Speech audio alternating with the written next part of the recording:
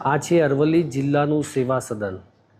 વર્ષ 2013માં અરવલ્લી જિલ્લાની રચના કરવામાં આવી હતી। સાબરકાંઠામાંથી છૂટો થયા અરવલ્લી જિલ્લો નવો બન્યો હતો। 26/3/2016ના રોજ આ જિલ્લા સેવા સદનનું ઉદ્ઘાટન કરવામાં આવ્યું હતું।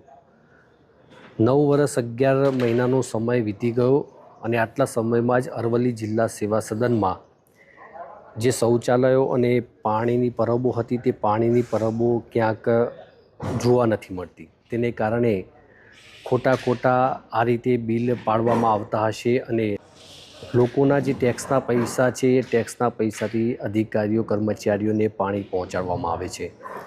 જે જિલ્લા સેવા સદન છે તમામ જગ્યાએ અહીં પાણીની પરબો મૂકવામાં આવી હતી। તે પાણીની પરબો હાલ તમામ જે પાણીની પરબો બિલકુલ બિનઉપયોગી થઈ ગઈ છે। માત્ર 9 વર્ષમાં આ પાણીની પરબો અહીં બિનઉપયોગી થતાં અધિકારીઓ રોજે રોજ પાણીના મિનરલ વોટરના જગ મંગાવે છે।